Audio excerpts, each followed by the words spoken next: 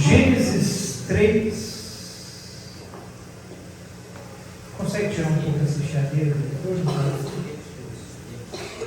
Ui, rapaz do céu. Agora eu fui para o céu de novo. A partir do verso 8. Gênesis 3, do 8 até o final. Aqui diz assim: ouvindo o homem e sua mulher os passos do Senhor Deus, que andava pelo jardim quando soprava a brisa do dia, esconderam-se da presença do Senhor Deus entre as árvores do jardim. Mas o Senhor Deus chamou o homem perguntando: onde está você? Essa é uma pergunta que eu quero fazer para você nessa noite. Onde você está hoje? Deus está nos perguntando: onde nós estamos? E ele respondeu: ouvi teus passos no jardim e fiquei com medo, porque eu estava nu, por isso me escondi. E Deus perguntou: quem lhe disse que você estava nu? Você comeu do fruto da árvore do qual lhe proibi comer? Disse o homem: foi a mulher que me deste por companheira que me deu o fruto da árvore e eu comi.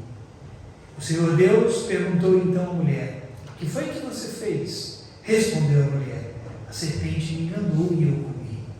Então o Senhor Deus declarou à serpente: já que você fez isso, maldita é você dentre todos os rebanhos domésticos e entre todos os animais selvagens. Sobre o seu ventre você rastejará e pó comerá todos os dias da sua vida. Porém, inimizade entre você e a mulher, entre a sua descendência e a descendência dela. Este lhe ferirá a cabeça e você lhe ferirá o calcanhar. À mulher, ele declarou: multiplicarei grandemente o seu sofrimento na gravidez. Com sofrimento você dará à luz filhos. Seu desejo será para o seu marido e ele a dominará. E ao homem declarou: visto que você deu ouvidos à sua mulher e comeu do fruto da árvore, do qual eu lhe ordenara que não comesse, maldita é a terra por sua causa. Com sofrimento você se alimentará dela todos os dias da sua vida. Ela lhe dará espinhos e ervas daninhas, e você terá que alimentar-se das plantas do campo. Com o suor do seu rosto você comerá o seu pão até que volte à terra, visto que dela foi tirado, porque você é pó e ao pó voltará. Adão deu à sua mulher o nome Eva, pois ela seria mãe de toda a humanidade. O Senhor Deus fez roupas de pele e com elas vestiu Adão e sua mulher. Então disse o Senhor Deus: agora o homem se tornou como um de nós, conhecendo o bem e o mal. Não se deve, pois, permitir que ele também tome do fruto da árvore da vida e o coma e viva para sempre. Por isso, o Senhor Deus o mandou embora do jardim do Éden para cultivar o solo do qual foi tirado. Depois de expulsar o homem, colocou a leste do jardim do Éden querubins e uma espada flamejante que se movia, guardando o caminho para a árvore da vida. Posso ouvir um amém? Amém. Pastor, qual é o tema para essa palavra? O tema é: proteja o seu jardim. Amém? Querido, foi muito gostoso o momento de adoração, sim ou não? Sim. É bom quando Deus flui e se move no nosso meio. E eu não quero jogar água no seu fogo, mas eu quero trazer uma palavra nessa noite. Eu não sei se vai ser uma palavra que para alguns vai ser de confronto, mas eu imagino que vai ser uma palavra de exortação para as nossas vidas. Por isso eu não quero nem ser tão extenso, visto o peso da palavra que nós vamos ouvir aqui nessa noite. Adão foi colocado no jardim, e o jardim tornou-se a sua morada. Só que o jardim no qual Deus colocou Adão não tinha o propósito apenas de ser a sua casa. Haviam outros propósitos. E eu vou mostrar para você algumas coisas que talvez você ainda não tenha visto. Só que quando Adão se compromete ao desobedecer a palavra que Deus havia dito, porque qual foi o primeiro pecado? Diga, desobediência. É por isso que a desobediência é um pecado gravíssimo perante o Senhor. Foi o pecado que levou o homem a cair. E quando o homem cai, ele se compromete. E ao comprometer-se, ele não estava apenas trazendo problemas para si. Ele comprometeu também um lugar. Ele também comprometeu tudo aquilo que Deus havia formado. Nós lemos aqui Deus dizendo a Adão, por tua causa, porque você fez o que eu não mandei você fazer, maldita é a terra por tua causa. Veja, antes do pecado era bênção, bendito era o homem e bendito era a terra. Agora, porque Adão se comprometeu, também tudo aquilo que Deus havia colocado para que Adão cuidasse, tudo aquilo que estava ao alcance de Adão também acaba sofrendo então as consequências do erro de Adão. Então, até mesmo aquela terra, aquele jardim, aquele lugar onde Adão estava, passa a ser comprometido. E Deus disse assim, agora por tua causa, a terra vai produzir espinhos e ervas daninhas. Veja, eu acredito que Deus não havia criado os espinhos e as ervas daninhas. Porque se Deus faz questão de relatar que por causa daquele erro, espinhos e ervas daninhas iriam brotar, foi porque Deus anteriormente não havia colocado aquilo na sua criação. Mas o erro de Adão não compromete apenas ele, também compromete um ambiente. Também compromete a sua casa. E eu quero chamar o erro de Adão, para trazer a palavra para nós, de um vírus. Vamos dizer que o erro de Adão foi comparado a um vírus, que o infectou, o contaminou e o comprometeu. Amém? Quando eu falar do vírus, você sabe que eu estou falando não apenas do erro de Adão, mas também daquilo que nós permitimos entrar na nossa vida e nos comprometer como comprometeu Adão. E há sinais, querido, que evidenciam quando há uma infecção viral na vida do crente. Irmão, não se iluda. É possível ver se alguém está saudável ou doente no espírito. Porque quando você pega um vírus, falando de forma natural, o seu corpo manifesta, sim ou não? Você vai manifestar sintomas, você vai manifestar aquilo que aquele vírus ocasiona no seu corpo.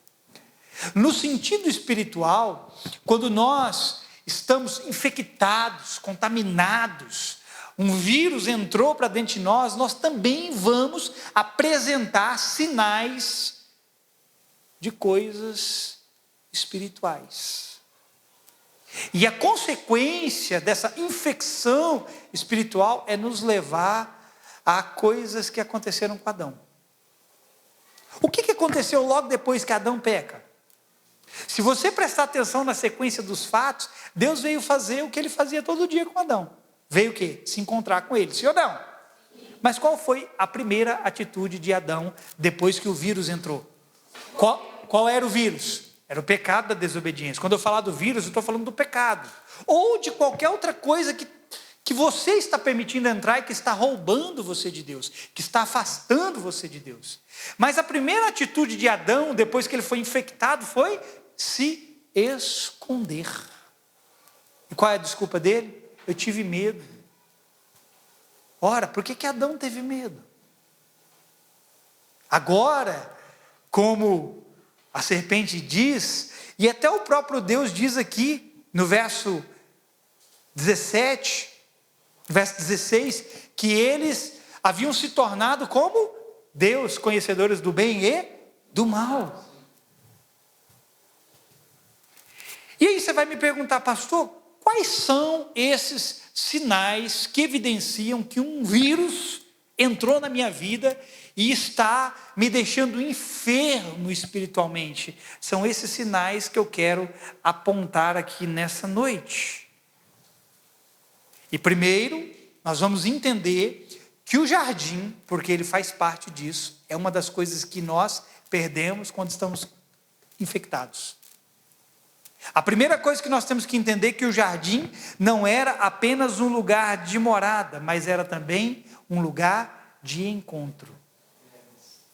Diga, Deus não deu apenas o jardim como casa para Adão, mas também era um lugar de encontro. Amém? E a contaminação de Adão e Eva afetaram diretamente esse lugar. Por quê? O que Deus teve que fazer? O que Deus teve que fazer? Expulsar eles do jardim. Veja, quando um vírus entra, qual é a consequência disso? Você vai acabar se afastando do lugar de encontro. Você vai acabar saindo da sua morada. Quem está entendendo? Diga amém. Amém. A consequência da infecção viral na vida do homem acabou custando ao homem um ambiente. Um ambiente. A sua casa não é apenas uma casa feita de parede, tijolo e telhado. A sua casa é um ambiente. Você entende que a sua casa é um ambiente? O jardim era um ambiente também para Adão. E ele, quando compromete a si mesmo, ele também acaba fazendo com que aquele ambiente lhe custasse. E não foi apenas uma lacuna que foi aberta entre Deus e o homem. Também aconteceu o afastamento desse lugar. Veja, o jardim era lugar de morada, de encontro e também de serviço. Escute o que eu vou dizer. E aqui são os 3 pontos que eu quero trazer nessa noite, no qual nós estamos sendo comprometidos, porque estamos permitindo com que vírus entrem na nossa vida. Quando você é infectado por vírus, seja do pecado, ou seja de qualquer outra coisa, essas 3 coisas serão comprometidas na sua vida: a sua casa, o seu lugar de morada, o seu lugar de encontro e o seu serviço. Porque o que o texto diz? Deus colocou Adão para fazer o que lá? Para cuidar do jardim, para cultivar o jardim, para trabalhar no jardim. Mas o vírus o afastou desses 3 lugares. O distanciamento, de maneira geral, é uma das evidências de que alguém foi afetado. Eu disse que o distanciamento de maneira geral, quando um cristão resolve abandonar tudo, abandona a sua comunhão com Deus, abandona a sua comunhão com os irmãos, abandona o seu serviço à obra, esse é um sinal de distanciamento geral do indivíduo. E por que ele se distanciou dessa forma? Porque uma infecção entrou, um vírus entrou, ele está contaminado. E essa contaminação faz exatamente isso, porque foi o que aconteceu com Adão. Foi uma sequência: perdeu a sua morada, perdeu o seu lugar de encontro e perdeu o seu lugar de serviço. E é exatamente o que acaba acontecendo conosco. Vamos analisar aqui, segundo a palavra, do que nós não devemos nos distanciar. Vou trazer algumas coisas para você nessa noite, do qual você vai poder enxergar que, se isso estiver evidente na sua vida, é provável que você tem um vírusinho aí. Você vai ter que passar o antivírus. Chamado Espírito Santo. E o que eu vou dizer aqui para você, querido, eu só quero te apontar isso. Não se trata de achismo. Não é o que eu acho, mas é o que a Bíblia nos ensina. O primeiro distanciamento que acontece é o de sairmos da nossa morada e, consecutivamente, da comunhão com Deus. Nós temos aqui na Bíblia o exemplo do filho pródigo, Lucas 15. Veja, Eu vou também mostrar para você no exemplo dele que aconteceu a mesma coisa que aconteceu com Adão. Eu disse aqui que o primeiro distanciamento que acontece é sairmos da nossa morada e consecutivamente da comunhão. O que o filho pródigo fez? Virou para o pai, falou: pai, dá a parte dos meus bens que cabe e tchau e benção. O que ele fez? A primeira coisa que ele abandonou foi a sua casa, o seu lugar de morada. E consequentemente ou consecutivamente, o que ele abandonou mais? A presença do pai, a comunhão com o pai.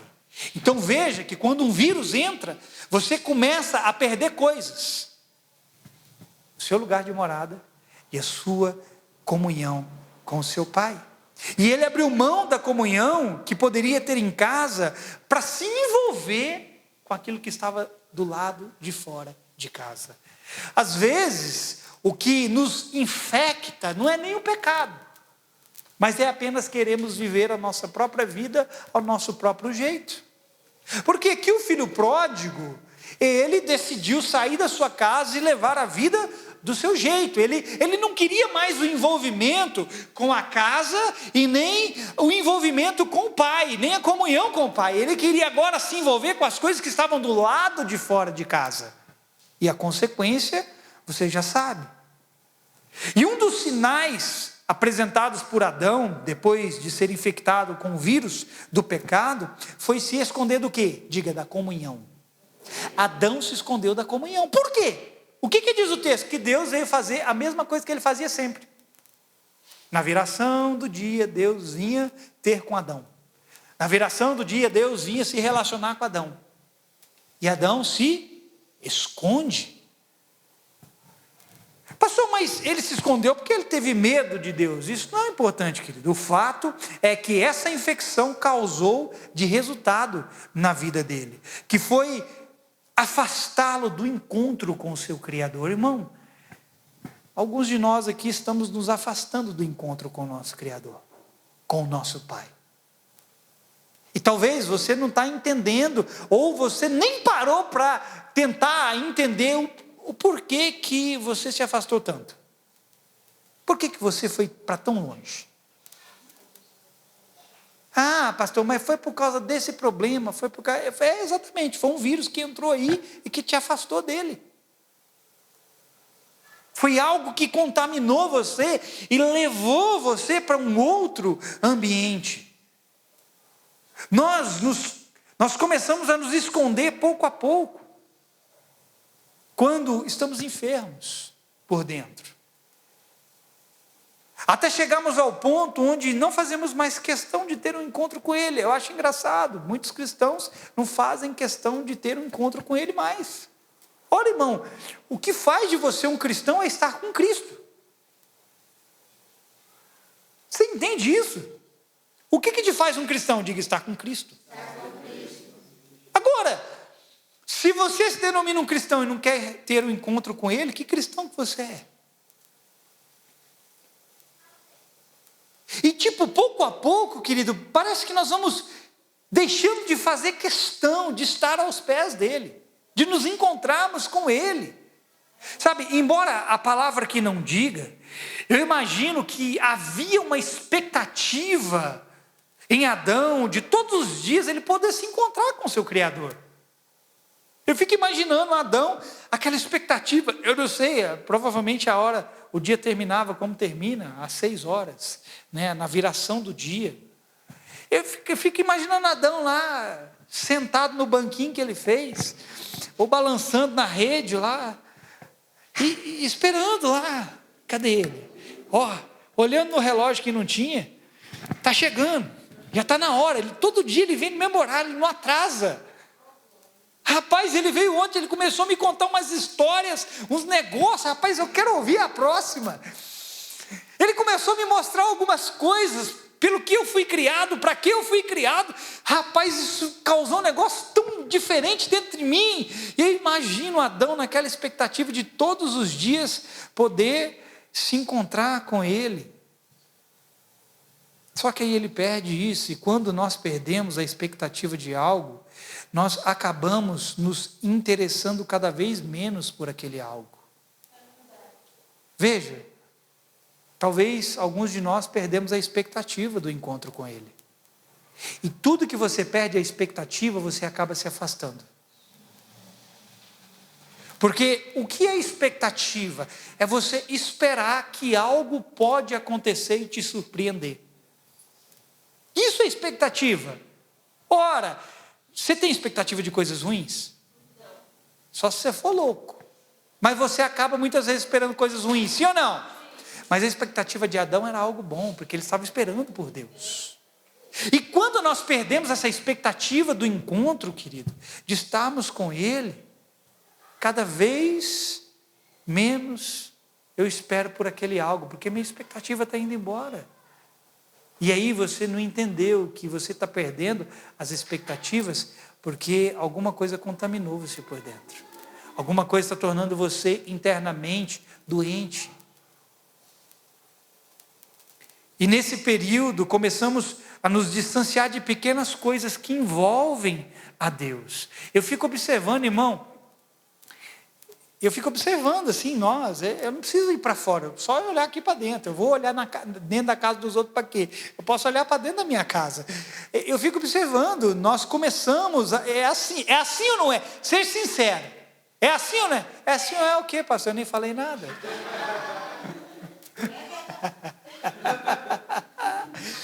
Mas nós começamos a jornada como? Diga, correndo. Sim ou não? Sim. E como é que nós terminamos ela? Nós nem terminamos, meu filho. Alguns nem terminam. No primeiro obstáculo ele fala: ó Deus, ó céus, ó terra, leva-me, tira minha vida. Sabe, mas alguns ainda até passam o primeiro obstáculo, mas nós começamos sempre correndo. E aí quando a gente está numa determinada distância, nós não estamos correndo, nós estamos sendo arrastados. E porque se não nos arrastarem, nem do lugar a gente sai. É assim ou não é? É. E nós não percebemos que pouco a pouco, nós vamos nos distanciando daquilo que envolve Deus. E não é só aquilo que envolve Deus, é do serviço que Deus tem para nós, é das atividades que Deus quer que tenhamos, não apenas com Ele, mas com aquilo que diz respeito a Ele. Então, às vezes, nós começamos bem, servindo bem, mas daqui 1 ano, 2 anos, nós estamos irreconhecíveis. Ora, cadê aquele fulano, aquele ciclano?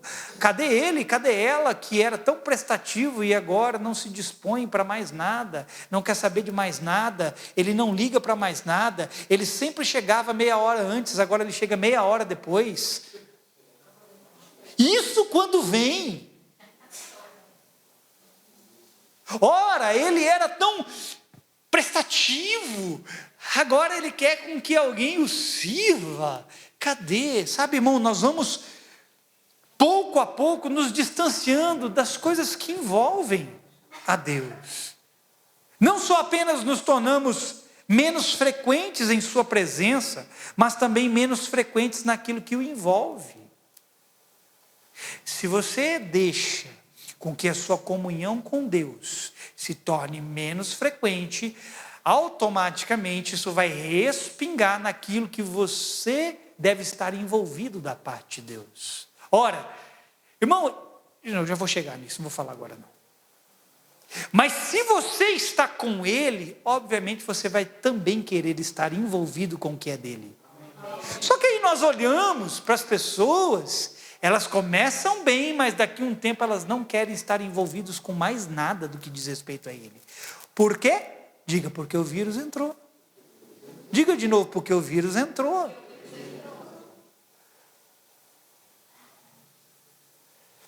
E essa é uma reação lógica, resultado de uma ação de afastamento. Você não verá ninguém de fato envolvido com Deus, não querendo se envolver com aquilo que Deus está fazendo.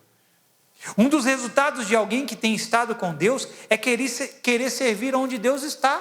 Você já viu alguém, irmão, que está na presença dele, ouvindo, recebendo dele e não quer fazer nada? Ora, irmão, quem não quer fazer nada é porque não está com ele. Ah, pastor, me deixa na minha. Ô irmão, quem está com ele também quer se envolver com aquilo que é dele. Eu esperava que você pudesse fazer alguma coisa, mas você não fez. Quando você está com ele, querido, você também quer servir a Deus. E sabe o que é interessante? Você começa a se sentir útil. Alguém aqui consegue se sentir útil? Irmão, deixa eu te fazer essa pergunta. Você consegue se sentir útil? Ou você vira para o espelho e você fala, você é um inútil mesmo.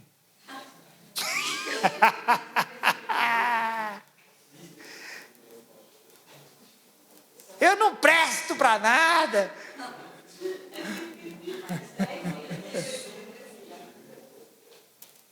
Esse senso, preste atenção, esse senso de utilidade, não é porque um homem dá a outro homem. Eu me sinto útil porque o pastor me procurou e ele falou assim, eu preciso de você. Nós temos um senso de utilidade só quando alguém chega para nós e fala que precisa da gente. Não é daí que nasce o senso de utilidade, sabe onde nasce? Na presença de Deus. Quando você está na comunhão com Ele, está recebendo dEle, você sabe, olha, eu recebi algo de Deus, eu preciso compartilhar isso com as pessoas, eu preciso derramar isso sobre as pessoas, e isso traz sobre você um senso de utilidade. Você fala, olha, eu recebi algo, outras pessoas também precisam receber o que eu recebi. Eu já recebi pessoas reclamando para mim que não se sentia útil aqui. Eu não me sinto útil.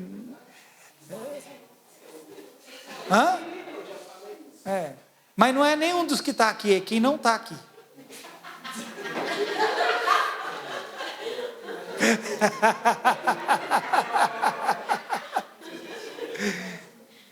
Alguns que estão aqui já me procuraram mesmo, mas eu já ouvi de pessoas, eu não sou útil lá, eu não me sinto importante, eu não me sinto útil. Irmão, se você estiver esperando se sentir útil e importante porque o pastor te dá atenção, você não entendeu nada.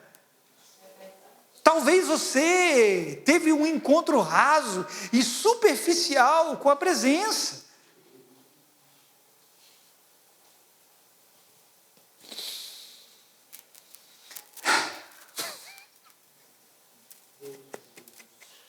Por que eu sei que eu sou útil? Porque eu sei que eu recebi algo de Deus por se estar na presença dEle.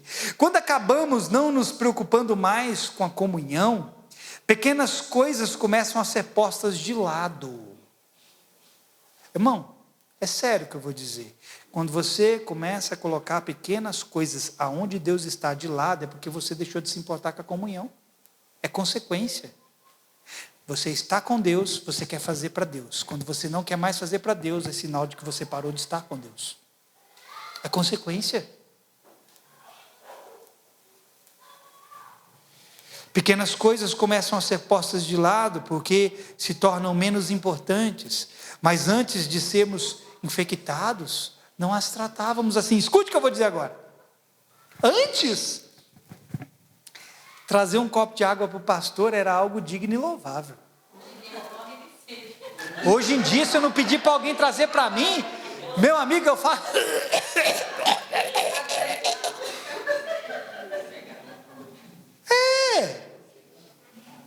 É sério, irmão, o que eu estou dizendo é engraçado. É engraçado, mas é sério. Antes, não. Às vezes o povo até brigava. É uma briga boa, né? Não é boa, não. É tipo assim, eu levo água. Não, eu levo água. Não, deixa que eu. Não, eu levo. Não, vamos ver então quem leva primeiro. Só que agora, querido, não é tão mais importante assim a gente servir. Não é tão mais importante assim levar água para o pastor. Ou fazer qualquer outra coisa que seja pequena. E agora, não só o pastor fica com sede, como o pastor não tem a sua presença mais no mesmo ambiente que ele. Porque você começou a deixar pequenas coisas de lado, porque você deixou a comunhão de lado, e agora o pastor custa ver você uma vez por mês, e olha lá. E aí depois você reclama que o pastor não te visita, não te liga, não te manda o WhatsApp, não se preocupa com você, e você nem entendeu que o problema começou na sua comunhão que você abriu mão com Deus. Porque quando você está na presença dele, você quer estar no meio do povo dele.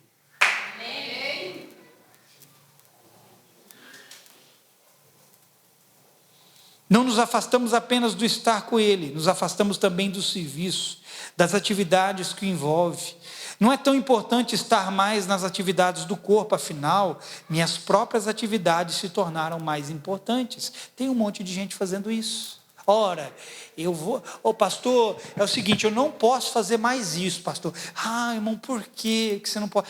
Pastor, porque agora eu tenho isso aqui para eu fazer.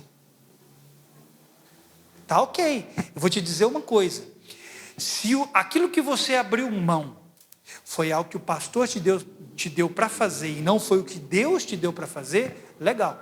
Agora, se o que você está fazendo, por menor que seja, foi o que Deus te deu, e você está abrindo mão para fazer o que você tem que fazer, porque você quer fazer, porque é mais interessante, mais importante o que você tem para fazer, meu irmão, você está vivendo debaixo de infecção.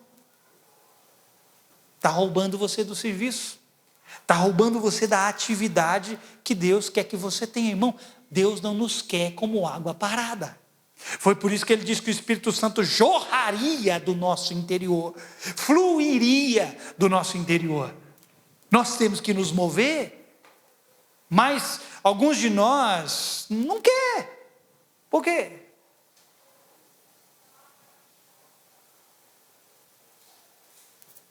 Talvez você ainda não percebeu, mas isso é um sinal de que o seu jardim foi comprometido e está sendo sufocado com espinhos e abrolhos, ou espinhos e ervas daninhas. Eu vou repetir isso aqui. Quando você não quer, eu não quero, pastor, eu não quero fazer nada, e eu não quero. É um sinal de que o seu jardim, porque o jardim hoje é você, amém? Não é mais um lugar físico, é você, é o seu interior, aí é o jardim. E quando essa infecção entra, esse vírus entra, o que ele produz? Diga, espinhos e ervas daninhas. E o que elas fazem? Sufocam você por dentro. Olha o que Jesus diz na parábola do semeador, em Mateus capítulo 13, verso 7 e verso 22, preste atenção. Ele diz assim: outra parte caiu entre espinhos, que cresceram e sufocaram as plantas. O que Deus falou que ia crescer lá no jardim? Espinhos e ervas daninhas. Olha o que Jesus diz aqui: outra parte caiu entre espinhos, que cresceram e sufocaram as plantas. Verso 22, quanto ao que foi semeado entre espinhos, ele está explicando agora. Este é aquele que ouve a palavra, mas a preocupação desta vida e os enganos das riquezas a sufocam, tornando-a infrutífera. Olha o vírus aqui, olha a contaminação aqui. Talvez, querido, você está aqui agora, ouvindo a palavra, recebendo a semente, mas ela esteja caindo em solo com espinhos. Você está aqui, quantas vezes você não está aqui, ouvindo a palavra, recebendo a semente, mas ela está caindo no meio dos espinhos. E aí sabe o que acontece? Esses espinhos sufocam a palavra que você está ouvindo. E é por isso que nós não temos resultados, porque aqui dentro o jardim foi abandonado. Se brincar, nós até colocamos assim uma placa, aluga-se. Quando uns não colocam, vende-se.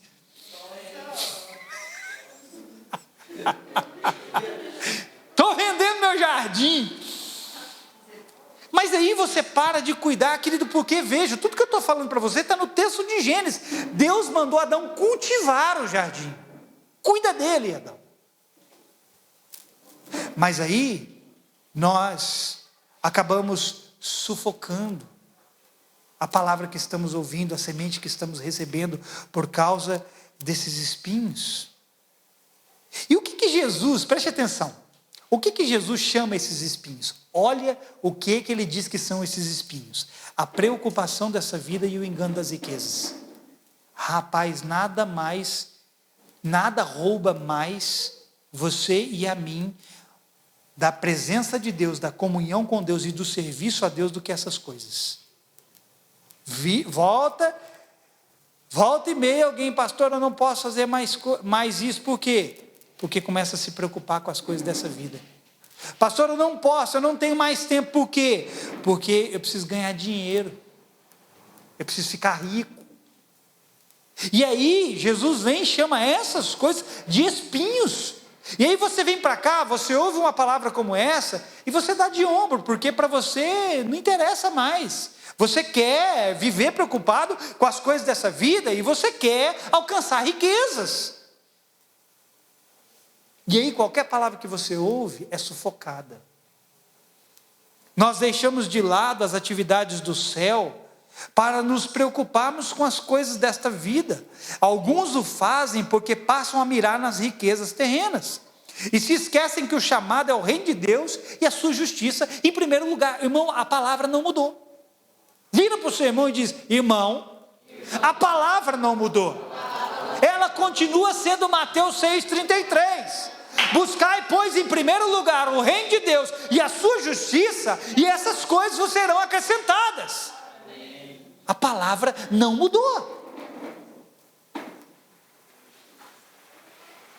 E mesmo que alguns ouçam o que eu estou dizendo aqui agora, não vai fazer muita diferença para eles, porque eles estão determinados em seus projetos pessoais a não recuarem por nada nem por ninguém, mesmo que esse alguém seja Deus, e esse algo seja aquilo que envolve a Deus. Não importa o que o pastor falar, daqui eu não saio, ninguém me tira. Isso é o espírito de rebeldia, irmão. E a infecção já tomou tanto você, da planta dos pés ao alto da cabeça. Eu não quero saber o que o pastor vai me falar, eu vou buscar os meus objetivos. Então eu vou te dar um conselho: abre mão logo do caminho de Jesus, porque ele diz que aquele que quer segui-lo precisa negar a si mesmo.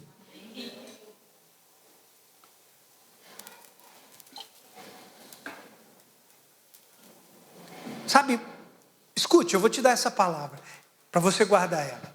Cuidado com a obstinação do seu coração, irmão. Cuidado. Obstinação é um dos piores pecados que existe perante Deus. O que é alguém obstinado? É alguém endurecido, alguém enrijecido. E quando você está endurecido e enrijecido, sabe o que você faz? Você recusa a palavra. É como Jesus disse: a semente caiu sobre o espinho que sufocou. E aí você não quer mais ela, porque tem algo concorrendo com aquilo. Então tenha cuidado com a obstinação. Isso significa que qualquer coisa que concorra contra aquilo que eu desejo será rejeitada. Uma pessoa obstinada, quando ela ouve algo que concorre com o seu desejo, ela rejeita. Isso é obstinação. Deus está dizendo para você: ei, meu amigo, volta para a minha presença, volta a estar comigo, volta a estar no meio do meu povo, volta a trabalhar para mim. Só que a obstinação no nosso coração nos faz recusar o que Deus está dizendo, nos faz rejeitar o trabalho, nos faz rejeitar tantas outras coisas na qual Deus está envolvida. E sabe como essa obstinação ocorre, querido? Através do afastamento consciente da pessoa. Eu vou te dizer uma coisa: alguns são habilidosamente enganados pelo diabo, e eles são enganados a tal ponto que eles começam a perseguir algo, e eles acham que Deus está naquele algo que eles estão perseguindo. Não, isso aqui é de Deus, eu tenho certeza que é de Deus, mas eles foram enganados pelo diabo. E sabe o que esse engano vai produzir? Afastamento. Só que tem outros que é pior. Eles sabem o que devem fazer, mas escolhem o que querem e não o que precisam. Se esse é você, meu irmão, tem um remedinho para você nessa noite, para acabar com esse vírus, irmão. E por se fazer escolhas consecutivas erradas, acabamos cada vez para mais distante. Olha o que o Senhor disse para o seu povo através do profeta Isaías, no capítulo 30, verso 1 e verso 2. Preste atenção aqui, falando sobre obstinação. Ai dos filhos obstinados, Deus está falando para o seu povo. Ai dos filhos obstinados, que declara o Senhor, que executam planos que não são meus, Fazem acordos sem a minha aprovação para juntar pecado sobre pecado, que descem ao Egito sem consultar-me, para buscar proteção no poder do faraó e refúgio na sombra do Egito. Deus está falando aqui, ai dos obstinados, que fazem o que querem, que colocam tudo que é seu à frente do que é meu, que rejeitam a minha palavra, que não se preocupam em consultar-me para saber se eu estou nisso ou se eu não estou. Você foi comprado por alto preço? Quem foi? Amém. Então você tem um dono e você tem a quem prestar contas. Eu faço o que eu quero, a hora que eu quero, onde eu quero. Aí Tiago vem e diz assim, vocês que dizem que amanhã nós faremos isso, aquilo, vamos viajar. Ele fala assim, vocês não sabem nem quem vocês são. São como a névoa, que hoje existe, amanhã não existe. Antes vocês deveriam dizer o seguinte, se Deus quiser, faremos isso ou aquilo. E não percebemos que isso é obstinação do nosso coração. Sabe, irmão, por esses dias, já há algum tempo, que eu vou dizer seríssimo, estou indo para o final, eu tenho me perguntado qual das 7 igrejas do Apocalipse nós estamos sendo. Você já fez essa pergunta alguma vez para si mesmo? Não, pastor, eu não sou pastor, quem tem que fazer é você.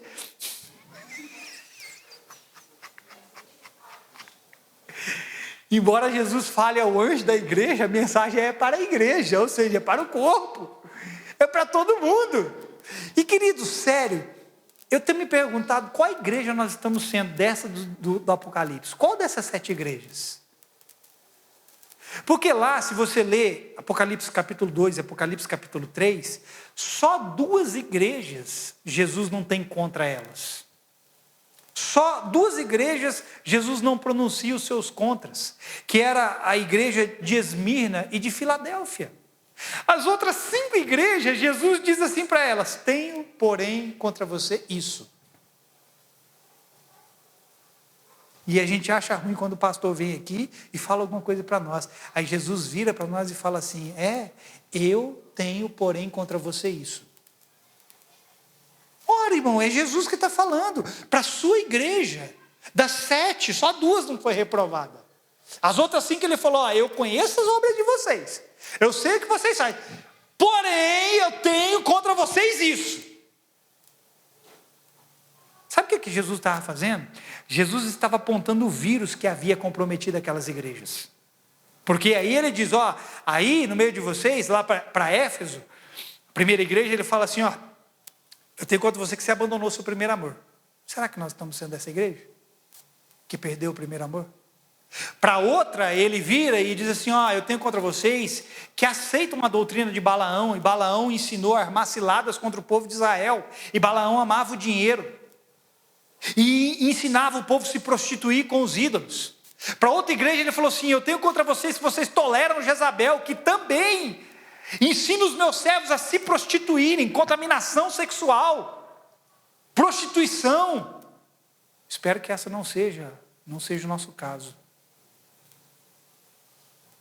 Para outra, lá para Laodiceia, ele fala, eu tenho contra você, que isso não é nem quente nem frio, você é morno. E eu vou, sabe fazer o quê? Te jogar para fora. Porque você já está causando embrulho no meu estômago. Você está me fazendo mal. Eu tenho que jogar você para fora. Irmão, que igreja nós estamos sendo? E sabe que igreja que nós estamos sendo é consequência do quê? Do nosso distanciamento da comunhão. O nosso distanciamento da presença.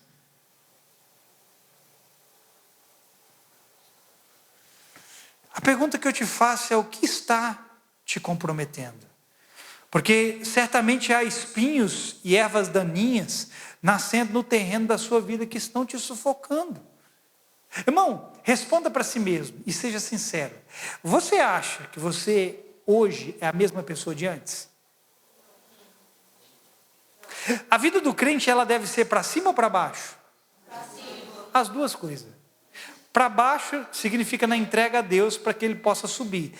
Mas no sentido mais lógico, ela tem que ser para cima, sim ou não? Só que a gente faz o caminho contrário. A gente sobe, depois a gente quer descer. Não, irmão, tem que ser uma constância. Nós temos que subir. E eu te pergunto, você acha que hoje, na altura do campeonato, onde você está na sua caminhada, você é a mesma pessoa de quando você começou com Cristo? Muitos de nós não é mais. Você acha que agora você tem os mesmos interesses que você tinha antes? Antes o seu interesse era qual? Começar em Deus e terminar onde? No diabo? Era começar em Deus e terminar em Deus, sim ou não? A minha pergunta é, qual é o seu interesse agora? É começar em Deus e buscar as riquezas? É começar em Deus e buscar os seus próprios planos? Pastor, mas a Bíblia não condena planos, de forma alguma, não condena mesmo. Mas o conselho do sábio é, entre na presença de Deus, encontre os planos dele, os sonhos dele, que são melhores que os seus. Pastor, mas eu não posso fazer, você pode. Faça seus planos, mas submeta eles na presença do Senhor. É isso aqui mesmo, Deus? E aí, se ele tiver algum contra, ele vai te dizer, olha, você pode ir por aí, só que pode acontecer isso aqui. Mas pelo menos, você foi para ele, que é o contrário do que nós fazemos hoje. Se der na telha, eu vou fazer tal coisa e acabou, e nós vamos lá e fazemos, e não nos preocupamos se Deus está nisso ou não está. O filho pródigo abandonou a casa do pai, a presença do pai, a mesa do pai, tudo para buscar seus próprios interesses.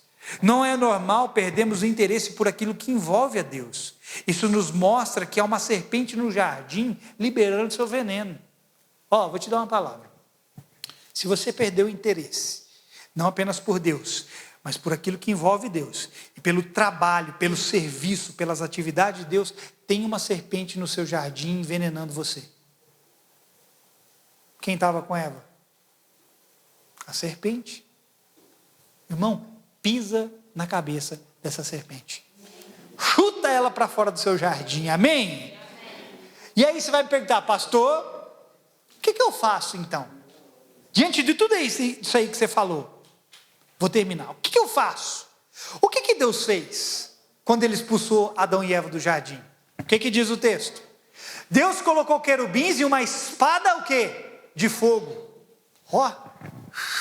Estava lá, Adão à distância, eu não entro lá nada, essa espada de fogo vai me cortar no meio, vai me torar no meio. Eu vou ficar longe disso. Deus colocou querubins e uma espada de fogo, protegendo-o. Sim ou não? A ideia de Deus não era colocar querubins com espadas de fogo para proteger o jardim. A ideia de Deus era com que Adão protegesse o jardim. Essa era a ideia dele. E Deus não te deu espadas de fogo para você proteger o jardim. Ele te deu o Espírito Santo com línguas de fogo. Amém. Eu não preciso ter uma espada de fogo, eu só preciso ter uma língua de fogo para proteger o jardim. Tem gente que é língua quente, né? Mas é para falar mal dos outros, fofocar. A língua destila chamas, brasas incandescentes. Quando cai uma baba, igual cai muitas minhas aqui, chega até a derreter o chão, pega fogo. Se cair uma baba aqui, você vê a fumaça subindo.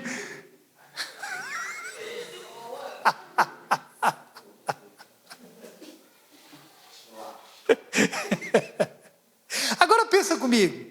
A responsabilidade de guardar o jardim era de Adão e continua sendo nossa. A ideia de Deus não era que querubins guardassem o jardim, mas que Adão o fizesse por meio do Espírito que habitava nele. Nós precisamos de uma profunda reflexão e sinceridade para reconhecermos que fomos comprometidos. Irmão, essa palavra que eu acabei de dizer aqui agora é o que você tem que levar para sua casa nessa noite. Faça uma profunda reflexão e seja sincero e reconheça que você foi comprometido. Um vírus entrou aí e comprometeu a sua comunhão com Deus, a sua morada, o seu lugar de encontro e o seu serviço a Deus. Seja sincero consigo mesmo, porque você não pode mudar aquilo que você não reconhece. Você tem que reconhecer, eu fui comprometido. É quando você reconhece que você foi comprometido que você pode ser sarado. O Senhor disse em 2 Crônicas 7,14, se o meu povo, que se chama pelo meu nome, se humilhar e orar, e buscar a minha face, e se converter dos seus maus caminhos, então, só que antes de Deus dizer então, Ele está falando de algo que o seu povo precisa reconhecer. O seu povo precisa entender. O seu povo precisa enxergar realmente. Eu preciso deixar os meus maus caminhos, eu preciso me arrepender, eu preciso me humilhar. E aí sabe o que ele continua dizendo? Então eu ouvirei dos céus, perdoarei os seus pecados, eu o quê? Diga, sararei a sua terra. Quem está enfermo por um vírus precisa do quê? De saúde. Só que para ter saúde você tem que reconhecer que foi comprometido, irmão. E não é só você olhar e falar assim, pastor, realmente eu fui comprometido, eu reconheço, Não é só fazer isso, é reconhecer que você foi comprometido e mudar as suas atitudes, parar de se esconder, atrás da árvore, irmão. O que Adão, quando ele se escondeu atrás da árvore junto com Eva, o que eles fizeram? Eles sabiam que estavam nus, eles teceram folha do quê? De figos. Jesus, quando passa por aquela árvore de figos, ela só tinha o quê? Folhas, mas não tinha fruto. Adão tentou esconder a sua nudez com algo que não produzia frutos. Talvez eu e você estamos tentando fazer outras coisas que não vão gerar frutos para Deus, mas Ele diz para nós, saia de trás da árvore, se encontre comigo e volte a frutificar. Porque o que Deus faz quando vê Adão? Adão, você está de brincadeira, né, Adão? Você me desobedeceu, fez o que eu não mandei, você ainda veste aí, faz uma roupinha de figo, não, vem cá, eu vou mostrar para você como que se faz. Aí Deus vai lá e faz o primeiro sacrifício e com pele de animal faz vestes para Adão e Eva. Deus já estava ali mostrando, ei, você fracassou, mas eu vou enviar o meu filho. Ele não vai fracassar, Ele vai vestir você e vai colocar você de volta na posição que você havia perdido. Você tem Jesus, o Espírito Santo, para te levantar mais uma vez e colocar você na posição que é precisa. Mas saia de trás da árvore, se comprometa com Deus, tenha um encontro com Ele e o sirva como Ele espera. Quem entendeu essa palavra? Quem recebe ela fica de pé, 1, 2.